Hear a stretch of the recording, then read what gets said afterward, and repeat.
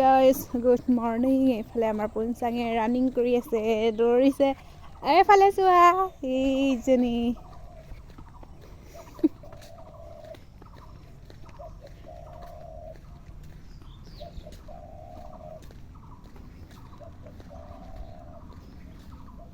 ক'ত গৈছা নাপায় দেই, তাত পোক ওলাব কিন্তু তুমি কি লুকাই আছ নে পলাই আছ? আহা পলাই থকা নে লুকাই আছে আমাৰ পুনচাং। আহা চাগে এতিয়া দৌৰি গৈছে ৰাতিপুৱা। এইফালে চাই দিয়া আকৌ, এক্সাৰচাইজ কৰিছা নি? বা আমাৰ পুনচাঙে এক্সাৰচাইজ কৰিছে গাইজ।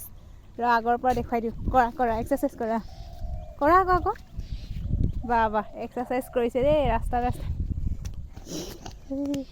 চলো লেটছ গো।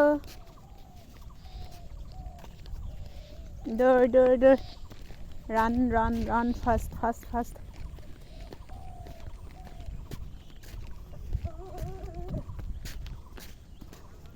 বাহ পাৰিছে দেই। এইয়া কি কৰিছে আকৌ?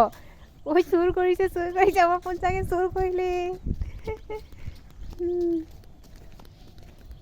আমাৰ ভাল ছোৱালী দেই, আমাৰ পুনচাং বহুত ভাল ছোৱালী দেই। আনো ৰাতিপুৱা এক্সাৰচাইজ কৰিলে কি হয় কৈ দিয়া? ভাল হয়। Morning exercise is a good idea. মানে ৰাতিপুৱা কি?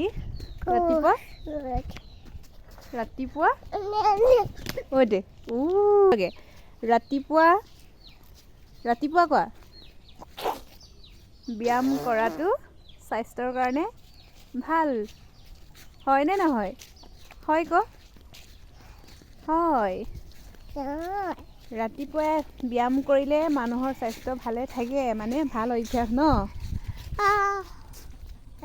সুস্থ সবল শৰীৰ এটা পায় ন।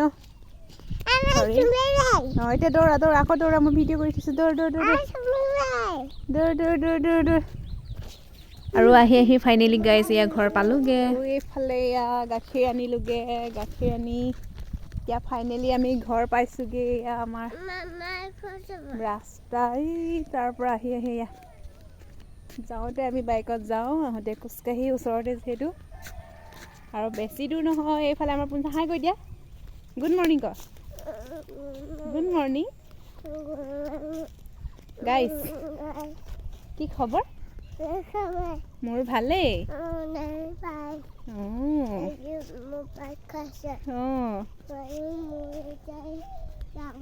এয়া এতিয়া পুনচাঙে বাৰ ঘৰত সোমাব আৰু আজিলৈ বাই বাই।